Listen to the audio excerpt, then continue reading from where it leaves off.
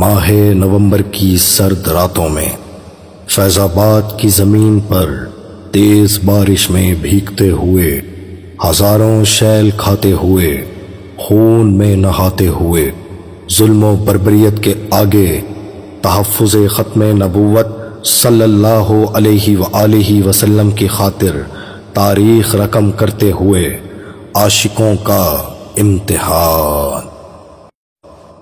سن 2017 میں جب پاکستان قومی اسمبلی میں حکومت پاکستان کی جانب سے ختم نبوت کے قانون میں ترمیم کی گئی، تب 6 نومبر 2017 کو تحریک لبیک یا رسول اللہ صلی اللہ علیہ وسلم کی جانب سے فیض آباد میں دھرنا دیا گیا۔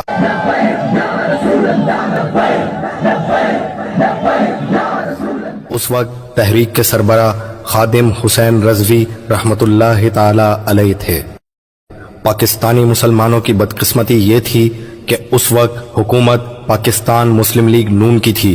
اسی حکومت نے ممتاز قادری علیہ رحمہ کو گستاخ رسول کو واصل جہنم کرنے پر پھانسی کی سزا دی۔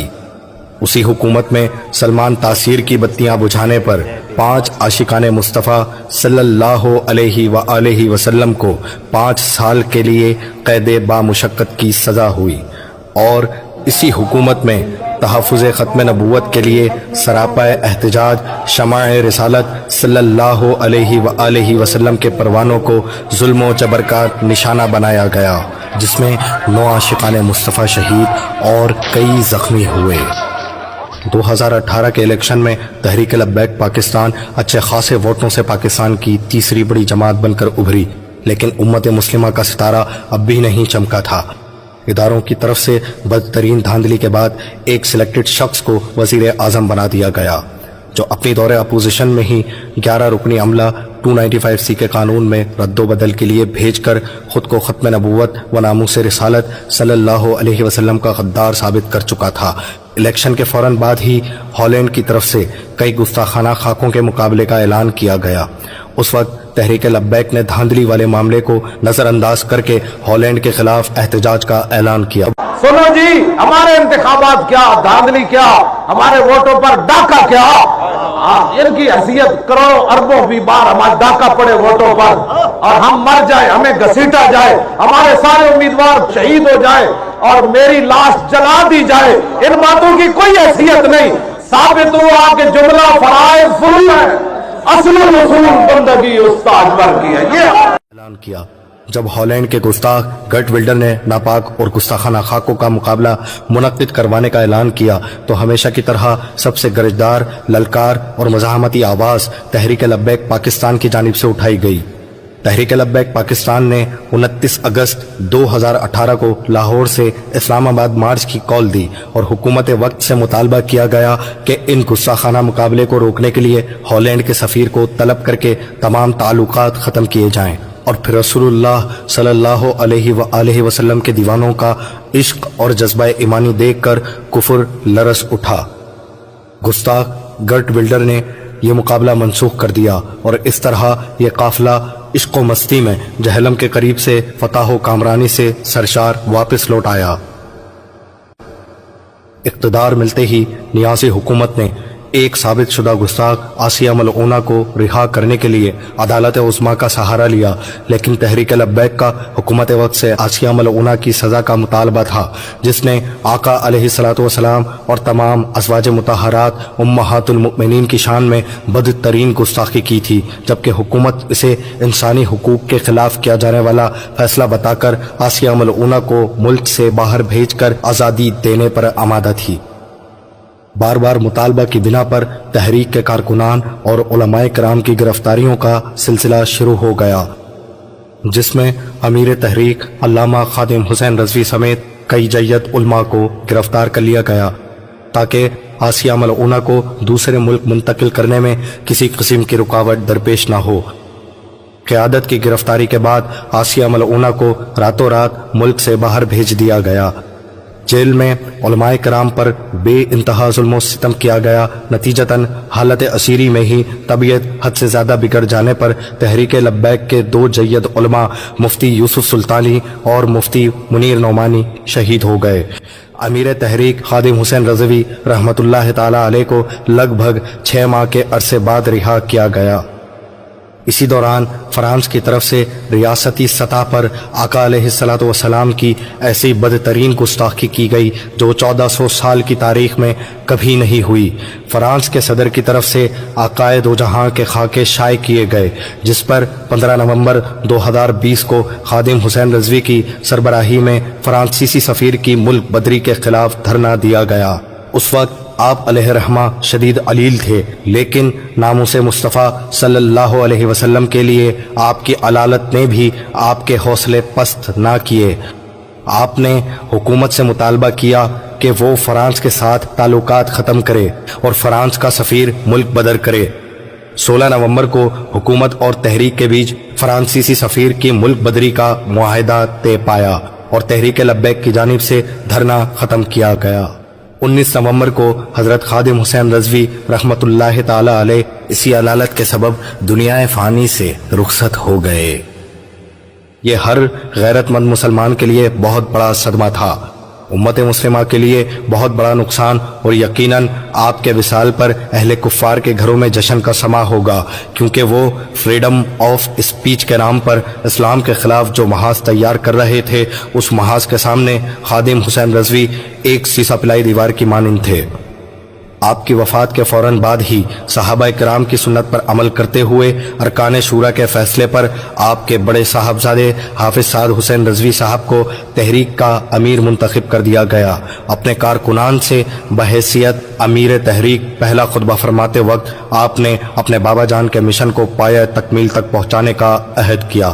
میں آپ سے وعدہ کرتا ہوں انشاءاللہ زندگی کے کسی بھی شعبے کو خالی نہیں چھوڑیں گے، ہر طرف جائیں گے، اسی ملک میں رہیں گے، یہی ناموس رسالت کی پہرے داری کریں گے، یہی ختم نبوت کی پاسبانی کریں گے، اور اسی ملک میں حضور کے دین کو غالب کریں گے۔ اور انشاءاللہ میں آپ سے یہ کہتا ہوں کہ حضور کے دین کو تخت پر لانے کے لیے ہم اپنے قائد کے خواب کو شرمندہ تعبیر کریں گے۔ والد کا غم تو آپ کی آنکھوں سے چھلک ہی رہا تھا، لیکن آپ کے الفاظ آپ کے دل میں موجود غم امت کی عکاسی بھی کر رہے تھے۔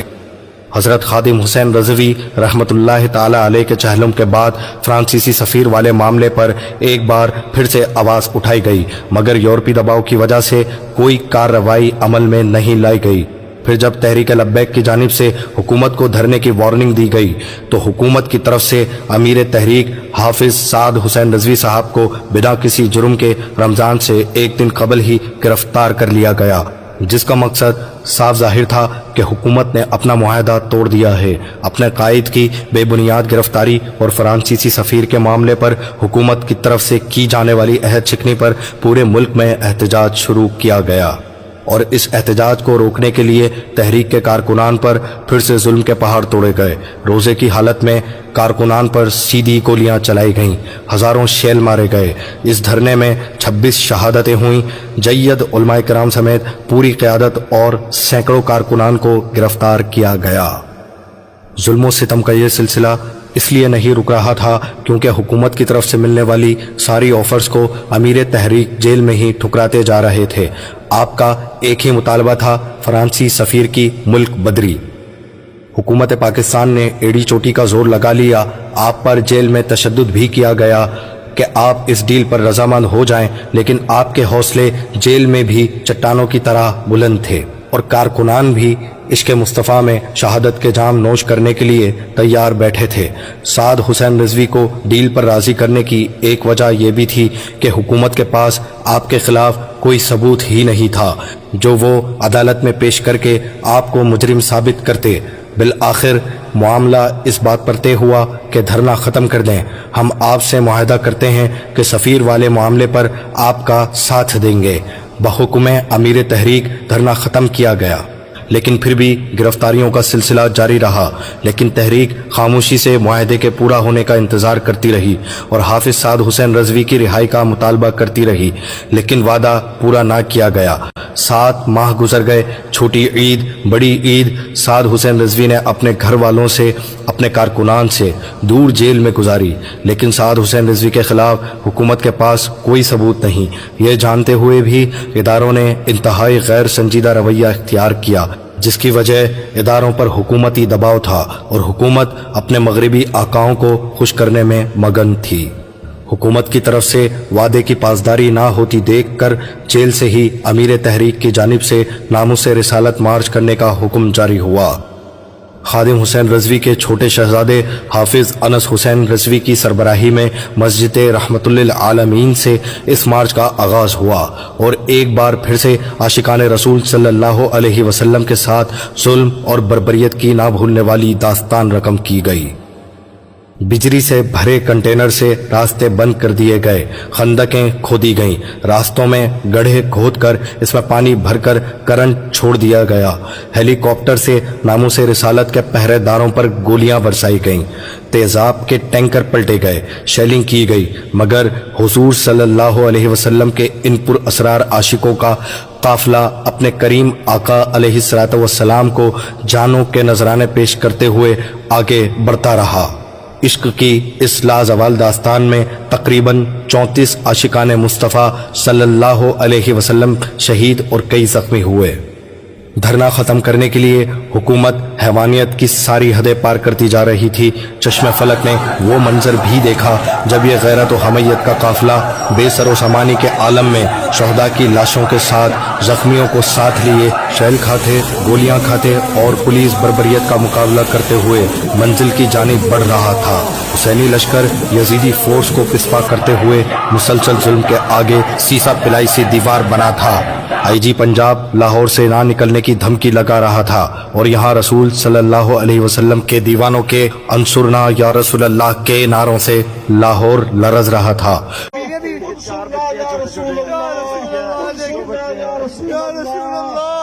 ان کو فرانس کا یورپ کا ساتھ چاہیے یار، جو ہے اللہ کا ساتھ نہیں چاہیے، دیکھیں مدینہ کی ریاست تھا۔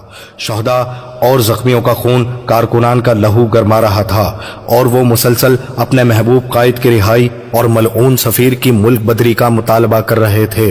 سڑکوں پر سو کر، خوراک کی قلت برداشت کر کے، موسمی شدت کا سامنا کر کے اور ظلم و جبر کے سامنے یہ قافلہ حسینی لشکر کی یاد تازہ کر رہا تھا۔ ظلم تو پھر ظلم ہے، بڑھتا ہے تو مٹ جاتا ہے۔ اس دوران اہل سنت و جماعت کے کچھ علماء کرام اس مسئلے پر شدید رد عمل ظاہر کرتے ہوئے میدان میں آئے اور حکومت کے ساتھ اس بار مفتی منیب الرحمان صاحب کی موجودگی میں یہ معاہدہ طے ہوا کہ سفیر والا معاملہ اب پارلیمنٹ میں حل کیا جائے گا۔ اسی وقت حافظ سعد حسین رضوی کی رہائی ہوئی۔ آپ کے کارکنان نے پھولوں سے آپ کی راہ گزر کو سجا دیا۔ تحریک کے لوگوں میں مٹھائیاں تقسیم کی گئیں۔ ایک عید کا سما تھا، کیونکہ آپ اتنے ظلم و ستم کے بعد بھی جھک کر نہیں بلکہ جھکا کر آئے تھے۔ آپ کی رہائی کے اگلے دن ہی علامہ خادم حسین رضوی رحمت اللہ تعالی علیہ کا عرس مبارک تھا، جس میں لاکھوں عاشقان مصطفیٰ صلی اللہ علیہ وسلم نے شرکت کی۔ 19، 20 اور 21 نومبر کو عرس شریف کا سلسلہ جاری رہا۔ حکومت کی طرف سے تحریک لبیک کے ساتھ ہوا معاہدہ پورا تو نہیں ہوا، لیکن نیازی حکومت کا تختہ بری طرح پلٹ گیا۔ جو تحریک لبیک کو کل عدم کہتے تھے، وہ اپنے ہی ہاتھوں سے اپنی حکومت ختم کرنے پر مجبور ہو گئے، جبکہ تحریک لبیک آج بھی اپنی آب و تاب کے ساتھ چمک رہی ہے۔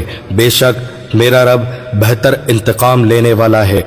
جاء الحق وزهق الباطل ان الباطل کان زہوقا۔ حق آیا اور باطل مٹ گیا، بے شک باطل کو مٹنا ہی تھا۔